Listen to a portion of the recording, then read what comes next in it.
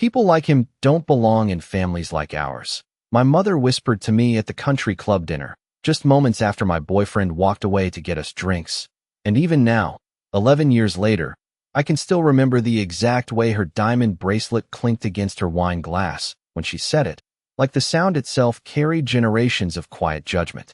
The Whitmore Country Club had always smelled like polished wood, expensive perfume, and old money. I grew up there. My parents practically lived there. Every anniversary, every charity gala, every business dinner happened inside those cream-colored walls beneath the glowing chandeliers that made everyone look softer and richer than they really were. That night was supposed to be my parents' 40th wedding anniversary celebration. My mother had hired a jazz quartet from New York City. The floral arrangements alone probably cost more than my monthly rent at the time, and every table was filled with people who had known my family for decades.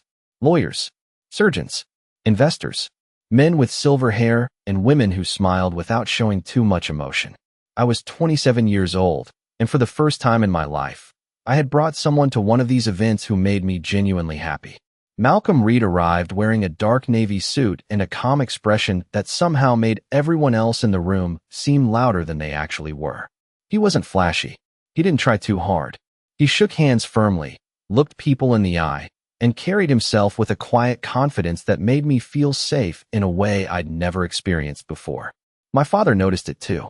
I could tell by the way he kept studying Malcolm from across the ballroom while pretending to laugh at someone else's jokes. At first, everything seemed fine. Uncomfortable, maybe, but manageable. My mother complimented Malcolm's tie with the same voice people use when complimenting a hotel employee. My father asked where he went to school before immediately asking where he grew up. Not what neighborhood. What part of town? Malcolm answered every question politely. South Side Chicago. Mother was a public school teacher. Father drove city buses for 22 years. He worked his way through law school at night, while helping take care of his younger sister after his mother got sick. I remember watching my father's smile tighten slightly more after every answer. Then came the moment I still think about whenever someone tells me prejudice no longer exists. Malcolm had stepped away to get us drinks from the bar when one of my father's business partners walked over and casually handed him a valet ticket without even looking at his face properly. "We'll bring the Mercedes around in 10 minutes, the man said. I felt my stomach drop instantly. Malcolm looked down at the ticket in his hand for half a second before calmly giving it back. "I think you've mistaken me for someone else, sir," he said quietly. The man turned red almost immediately, muttering an apology as he backed away. But what shattered something inside me wasn't the mistake itself. It was my father. Richard Whitmore stood there holding his bourbon glass, watching the entire thing happen without saying a single word. Not one. He didn't correct the man, didn't defend Malcolm, didn't even look embarrassed. He just stared into his drink like silence was easier than decency. Malcolm returned to our table a few moments later carrying my champagne and his whiskey as though nothing had happened, but I noticed his smile didn't quite reach his eyes anymore. An hour later, after dessert was served and the jazz music softened into the background, my mother found me alone near the terrace doors overlooking the golf course. "Claire," she said softly, adjusting the sleeve of my dress the way she used to when I was little, "you're too smart to throw your future away over something temporary." I stared at her. Temporary. She lowered her voice carefully. "People like him don't fit into families like ours." And that was the exact moment I realized my parents cared more about protecting their image than protecting their daughter's happiness. I barely slept after the anniversary dinner. I spent most of the night sitting beside my apartment window watching headlights move through downtown Chicago while my mother's words repeated themselves over and over in my mind. Like a song I could not turn off. People like him do not fit into families like ours. The strange thing was that she had said it so calmly. No yelling. No dramatic argument. Just quiet certainty, as though she believed she was giving me wise advice instead of cutting into something deeply personal. Around 2 in the morning, Malcolm called me. I remember staring at my phone for several seconds before answering, because part of me already knew he had noticed everything at the country club, even though he pretended otherwise. "You okay?" he asked gently. His voice always sounded steady, even late at night. I leaned my forehead against the cool glass beside my window. "I am sorry about tonight." There was a brief silence before he answered. "Claire, you did not do anything wrong. But somebody had. We both knew it."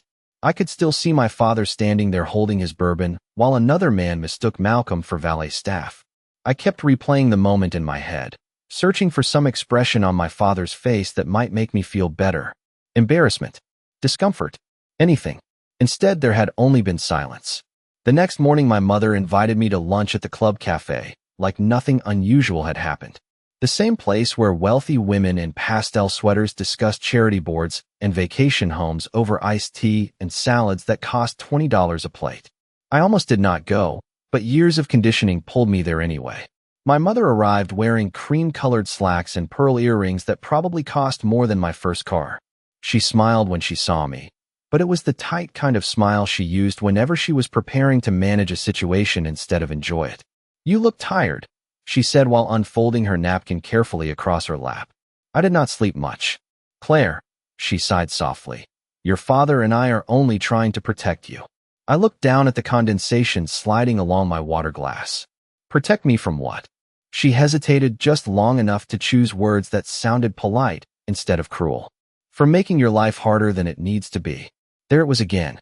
Not anger, not honesty, just polished prejudice wrapped inside concern. She began listing things she claimed I had not considered. Different backgrounds, different worlds, different expectations. What would future children go through? What would people say?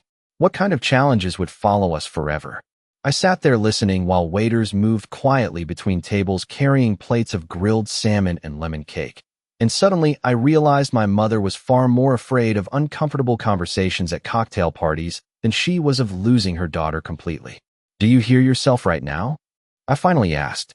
She lowered her voice immediately when two women at the next table glanced over. "Do not make a scene." I almost laughed because that had always been the real Whitmore family rule. Never make a scene. Never embarrass the family. Never force people to acknowledge what they are really thinking. My mother reached across the table and touched my wrist lightly. "Claire, relationships like this are difficult. People eventually return to where they belong." The sentence settled into my chest like cold rain. Relationships like this, where they belong. She still could not even say Malcolm's name. I pulled my hand away slowly and stood up from the table. "You know what the worst part is?" I said quietly. "You have spent your whole life teaching me how to recognize kindness and integrity in people. Then I finally found someone who actually is both. And suddenly none of that matters to you anymore." My mother looked genuinely shaken for the first time since the conversation began, but before she could respond, I turned and walked toward the parking lot with tears burning behind my eyes. Halfway to my car, my phone buzzed with a text message from Malcolm. "Take your time. I am here when you are ready."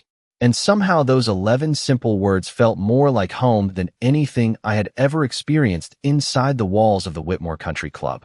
Over the next few weeks, my parents stopped pretending the situation would simply disappear on its own. Before that dinner at the country club, their disapproval had existed mostly in subtle comments and carefully chosen silences. Afterward, it became something more direct, more deliberate. My mother began sending me articles about relationship compatibility and stories about couples who struggled because of cultural differences. My father suddenly invited me to dinners with the sons of his business associates. Men with expensive watches and polished smiles who spoke about stock portfolios before appetizers even arrived. Every conversation started to feel rehearsed, manipulated. One Sunday afternoon, I drove to my parents' house in the northern suburbs because my father insisted we needed to talk seriously. Their home sat at the end of a quiet tree-lined street where every lawn looked professionally trimmed and every mailbox matched the color of the shutters. Growing up there had once made me feel safe. Now it felt like walking into a museum where nothing was allowed to change. My father was sitting alone in his office when I arrived. Dark wood shelves lined the walls from floor to ceiling, filled with books he rarely opened anymore. Family photographs stood neatly arranged across his desk. Graduation pictures, ski trips in Colorado, Christmas cards from people whose names I barely remembered. There was not a single picture of Malcolm anywhere in the house despite the fact that we had been together for almost a year. "Close the door," my father said quietly. I sat down across from him and immediately noticed a folder resting beside his elbow. "Legal papers." My stomach tightened before he even spoke. "Your mother tells me you are still seeing him." "Him? Never Malcolm. Never his actual name." "Yes," I answered calmly. My father leaned back slowly in his leather chair and folded his hands together. Claire, you grew up with opportunities most people would do anything for. The best schools, the best connections, a future that was carefully built for you. I stared at him in disbelief. Built for me or controlled for me? His jaw tightened slightly. You are being emotional. That sentence irritated me more than anything else he had said because it was the same sentence powerful men used every time a woman refused to quietly accept disappointment. My father slid the folder across the desk toward me. Inside were documents connected to the Whitmore family trust. I recognized the legal language immediately because my father had spent years reminding me that one day everything would become mine alongside my younger brother Daniel. If you continue this relationship, he said carefully, certain financial arrangements may need to change. For a moment the room felt completely silent except for the faint ticking of the grandfather clock downstairs. I looked at my father sitting behind his enormous mahogany desk and realized he genuinely believed this was reasonable. He thought threatening my future would make me grateful instead of heartbroken. You would actually cut me off? I asked quietly. My father exhaled slowly as though he hated being forced into an unpleasant responsibility. I would rather lose money than watch my daughter make choices that will damage her life permanently. The strange thing was that he sounded sincere. That was what made it hurt the most. My parents did not see themselves as cruel people. They saw themselves as protectors, guardians of tradition, defenders of family reputation. They could not understand that the real damage was happening inside this very room. I closed the folder carefully and pushed it back across the desk. Do you know what Malcolm said after the dinner? My father said nothing. He told me I should never have to choose between love and family. My voice shook slightly then. But somehow the only people making me choose are you and Mom. For the first time, my father looked tired instead of angry. Older somehow. He stared down at the papers for several long seconds before quietly saying, "One day you will understand why we are doing this." I stood up slowly and reached for my purse. "No," I replied softly. "One day you are going to understand what it cost you." 3 weeks after my conversation with my father, I packed 2 suitcases and left the Whitmore family behind without telling anyone where I was going. The decision itself happened quietly on a rainy Thursday evening while I stood alone in my apartment kitchen staring at a handwritten note my mother had slipped under my door earlier that afternoon. It was not angry. That would have been easier. Instead, it was written in her careful, elegant handwriting on thick cream stationery. Claire, families survive because people make difficult choices for the greater good. We love you enough to tell you the truth, even when you do not want to hear it. Please think carefully before making permanent mistakes. Love, Mom. I must have read those sentences 20 times before finally realizing something painful. My parents truly believed love and control were the same thing. Somewhere along the way, they had confused protecting me with possessing me. Malcolm arrived around 7 carrying takeout containers from the Little Thai restaurant near my office. The second he saw my face, he set the food down without saying a word. "What happened?" he asked softly.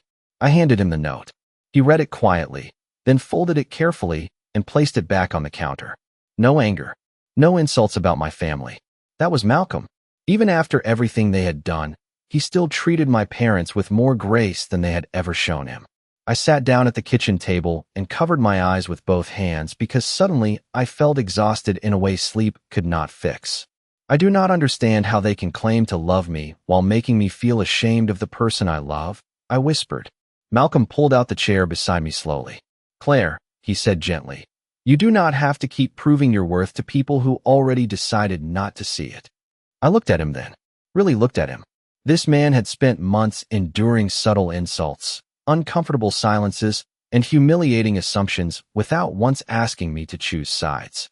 He never pressured me, never demanded loyalty, never raised his voice about my parents, even when they absolutely deserved it.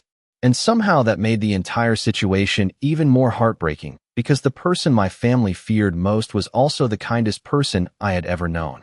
That night, I told Malcolm I wanted to leave Chicago for a while. Not forever, just long enough to breathe without feeling constantly judged. He listened quietly before saying, "I got offered a position at a law firm in Detroit last month." I stared at him in surprise. "Why did you never tell me?" He smiled faintly. "Because I knew you were already carrying enough." 2 months later, we loaded our belongings into a rented moving truck under a gray October sky.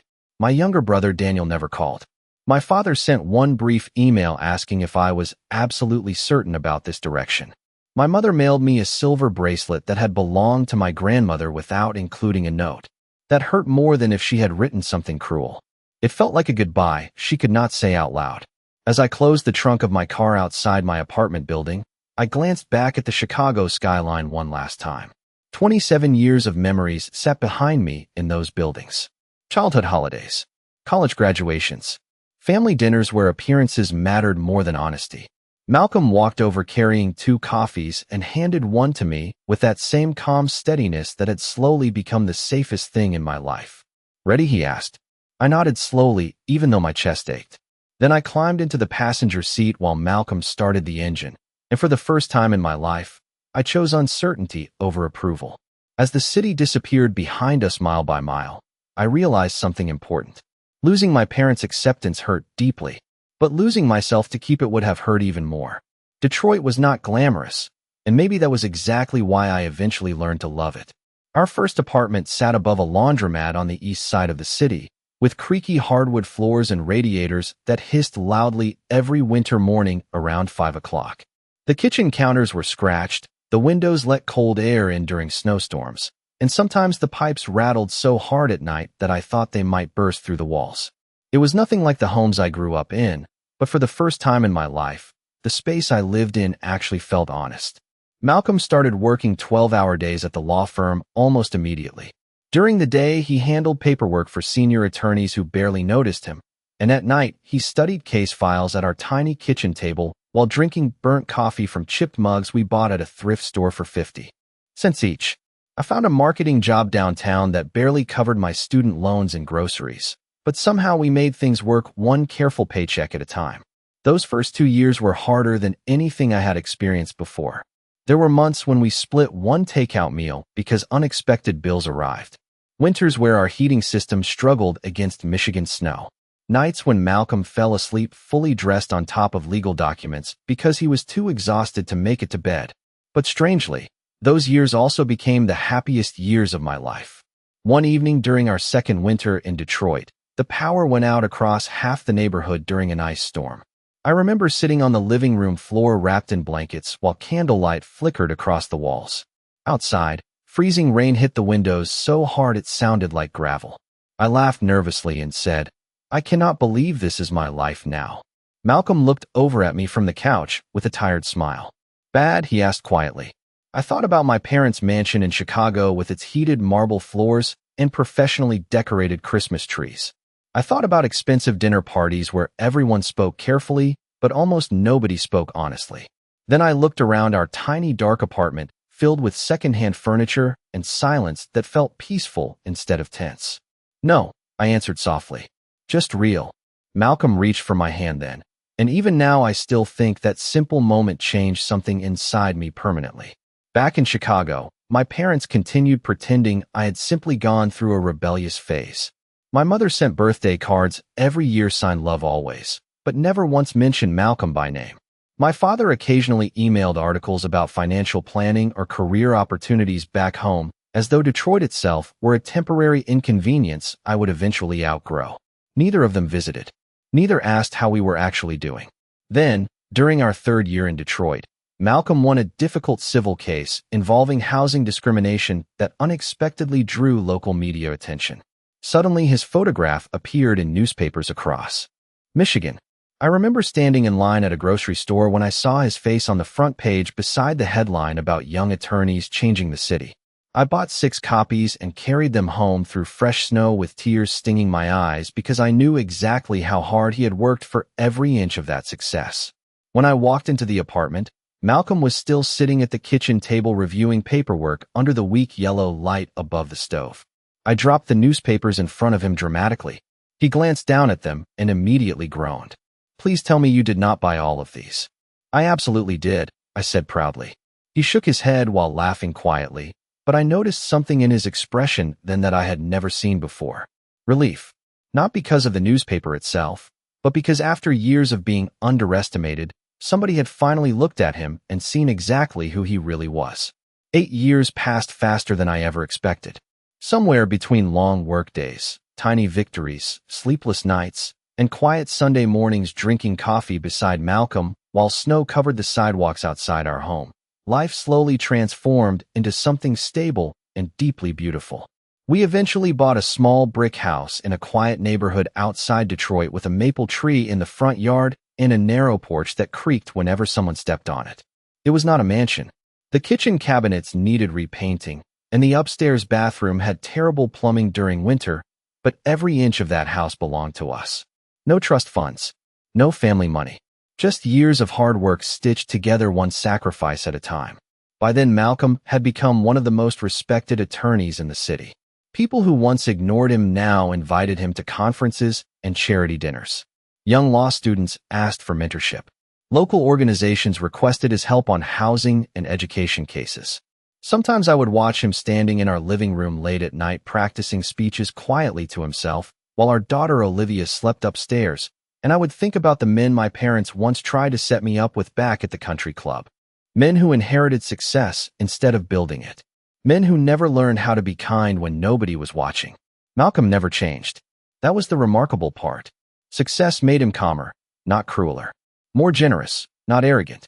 Every Saturday morning, he still made blueberry pancakes for Olivia while singing old Motown songs badly enough to make her laugh until syrup dripped down her chin.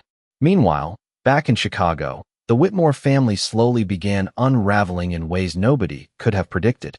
I heard most of it through distant relatives and awkward phone calls from Daniel after he started drinking too much.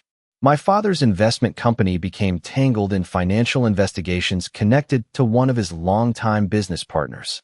Several wealthy friends quietly distanced themselves from my parents almost overnight. Charity invitations stopped arriving. Country club gossip turned against them with the same cold efficiency they once used against other people. My mother especially struggled with the social isolation. For most of her life, she had measured success through appearances. Perfect dinners. Perfect friendships. Perfect reputation. But reputation is fragile when it depends entirely on other people's approval. One November afternoon, Daniel called me sounding exhausted. I had not heard from him in nearly a year. Mom is not doing great, he admitted quietly. Dad either. I leaned against the kitchen counter while Olivia colored at the table nearby. What happened? There was a long silence before he answered. Turns out all those people they cared so much about were never really friends. The sentence stayed with me long after the phone call ended because it explained so much about my parents. Their fear, their obsession with appearances, their desperate need to belong to a world that only valued them conditionally. That evening, Malcolm found me standing by the living room window watching snow fall across our street. You okay? He asked softly. I nodded, but not convincingly enough to fool him. Daniel called, I said quietly. Malcolm stepped closer, but did not interrupt. I think my parents are finally discovering what it feels like to lose people. Malcolm looked outside for a moment before answering carefully. Sometimes people spend so much time protecting their image that they forget to protect their relationships. I glanced upstairs where Olivia was laughing at a cartoon in her bedroom. Warm light spilled softly down the hallway walls of the home we built together without anyone's approval except our own. And for the first time in years, I felt something unexpected when I thought about my parents. Not anger anymore, just sadness. Because after all the damage they caused trying to control my future, they still ended up exactly where they feared most. Alone. The call came on a Tuesday morning in early March while I was helping Olivia practice multiplication at the kitchen table before school.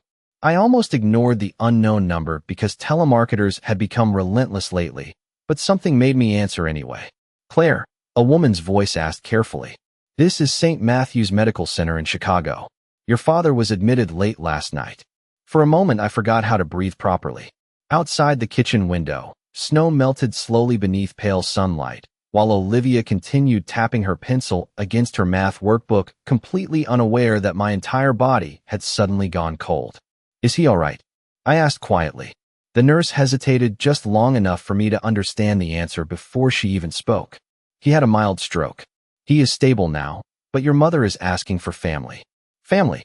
The word echoed strangely inside me after all those years. I thanked the nurse, wrote down the room number with trembling fingers, and sat silently at the kitchen table long after the call ended. Malcolm walked in a few minutes later, already dressed for work. One look at my face, and he immediately set his briefcase down. What happened? He asked softly. My father is in the hospital. Malcolm did not ask whether I wanted to go.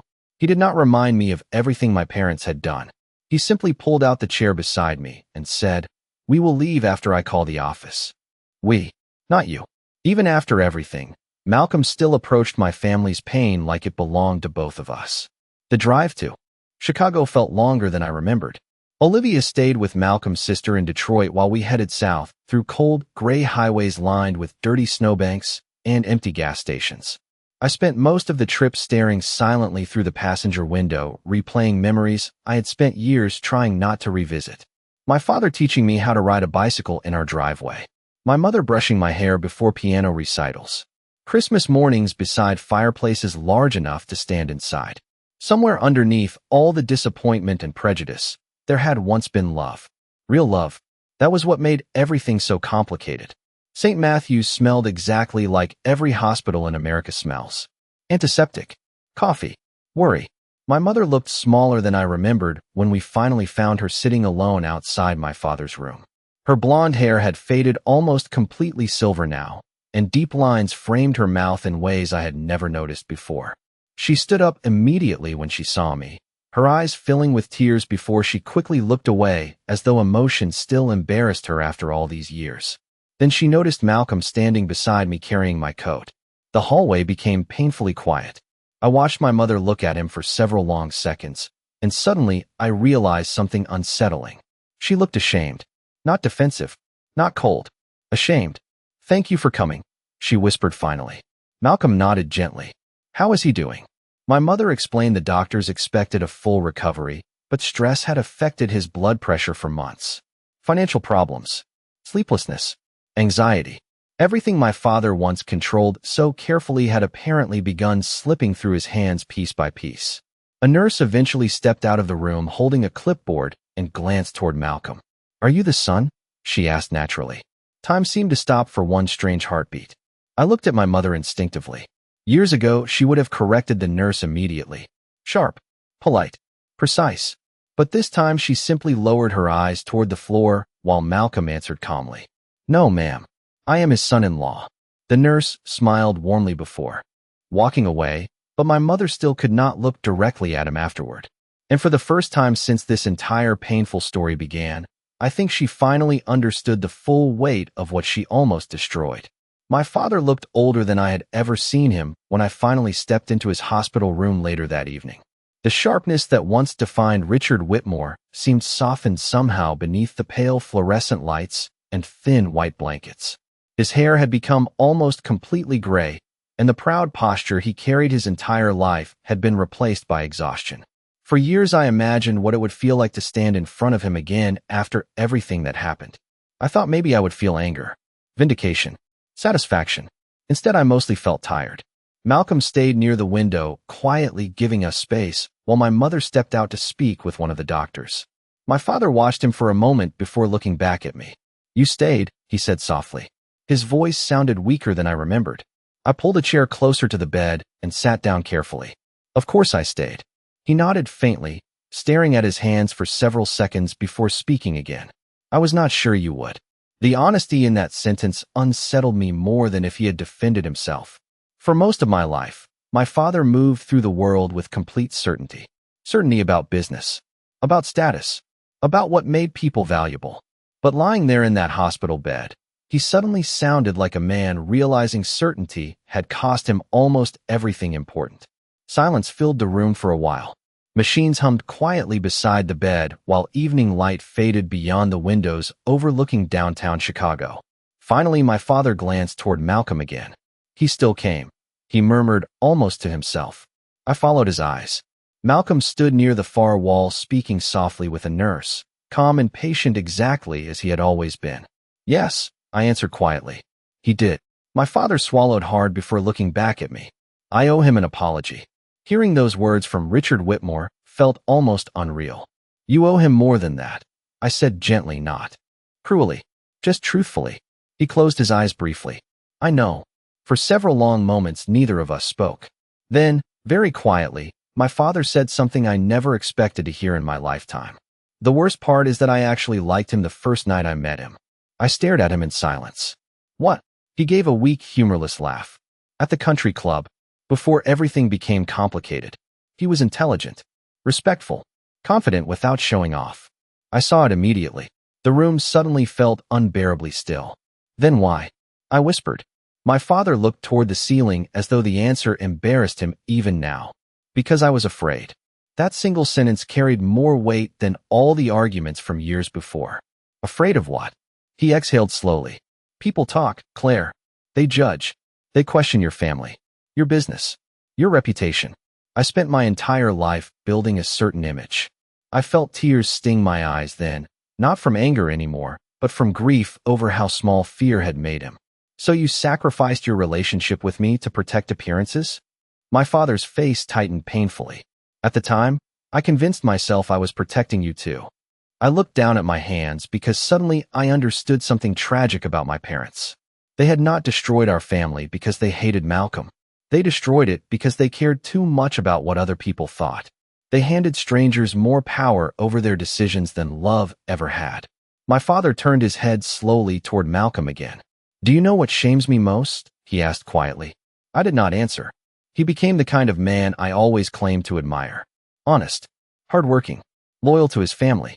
And I still could not see past my own prejudice. Tears slid silently down the side of his face then, and for the first time in my life, Richard Whitmore looked like a man mourning not only the damage he caused his daughter, but the person he could have been if fear had not ruled him for so long. My father stayed in the hospital for 6 days before the doctors finally allowed him to return home. During that time, something subtle shifted between all of us. Not a miracle. Not some dramatic reconciliation where years of pain suddenly disappeared in a single conversation. Real life does not work that way. Damage settles into people slowly, and healing moves even slower. But for the first time in many years, honesty entered the room instead of silence. Malcolm visited every day despite my father repeatedly insisting he did not need to. He brought coffee for my mother each morning from the small cafe downstairs because hospital coffee tasted terrible. He helped Daniel sort through insurance paperwork after discovering my brother had no idea what he was doing. He even fixed the settings on my father's phone when the nurses accidentally changed the text size so large that only 3 words fit on the screen at once. Small things. Ordinary things. The kind of quiet kindness that reveals character far more than speeches ever could. On our last evening in Chicago before returning to Detroit, Malcolm and I brought Olivia to visit my parents at their house for dinner. It was the first time our daughter had ever stepped inside the Whitmore home. I watched her wander through those familiar hallways with wide, curious eyes, while late afternoon sunlight poured through the enormous windows I used to stare out of as a child. For a strange moment, the past and present seemed to overlap in ways that almost hurt to look at directly. My mother had spent the entire day cooking even though Malcolm offered several times to bring food instead. The dining room looked exactly the same as it had years ago during holidays and birthday dinners. Crystal glasses, white candles, polished silverware arranged carefully beside folded linen napkins. But the atmosphere felt different now, softer somehow, less performative. During dessert, Olivia climbed into my father's lap, holding the coloring book Malcolm bought her at the airport gift shop earlier that day. My father looked startled at first, almost as though he could not believe she trusted him so naturally despite everything that happened long before she was born. "Grandpa," she asked innocently while showing him one of her drawings, "why did Mommy say you used to live far away from us?" The entire table became quiet. Children ask questions adults spend years avoiding. My father looked down at her small face for several long seconds before answering carefully. "Because Grandpa made some mistakes." Olivia considered that answer seriously in the thoughtful way 8-year-olds sometimes do. Then she asked the question that seemed to stop the air itself inside the room. "Was it because you did not like Daddy?" I felt my mother freeze beside me. Malcolm remained completely still across the table, calm as always. My father looked toward him slowly, and what I saw in his expression then was not defensiveness anymore. Just regret. Deep, unmistakable regret. "No," he said quietly, his voice rough with emotion. "I should have liked your daddy from the beginning." Olivia nodded as though that answer made perfect sense before returning to her coloring book, without realizing she had just cracked open the truth adults spent years hiding from themselves. Later that night, after Olivia fell asleep in the guest room upstairs, I stood alone near the back patio, watching snow fall gently across the dark lawn. The cold air smelled exactly the way winter always smelled during my childhood. My father stepped outside beside me wearing a heavy wool coat and leaned carefully against the railing. For a while, neither of us spoke. Then he looked out across the snow-covered yard and said quietly, "I spent half my life worrying about what other people would think." His breath drifted pale into the night air. And in the process, I almost lost the only people who truly mattered. I looked back through the kitchen window then. My mother was laughing softly at something Malcolm said while helping him pack leftovers into containers. Warm light filled the house behind them. Real warmth this time. Not appearances. Not performance. Just people trying to love each other honestly after years of fear. And standing there beneath the quiet snowfall beside the father who once tried so hard to keep us apart, I realized something painful and beautiful at the same time. Some people lose their families all at once. Others lose them slowly, one prejudice at a time, until the silence they created becomes the only thing left to keep them company.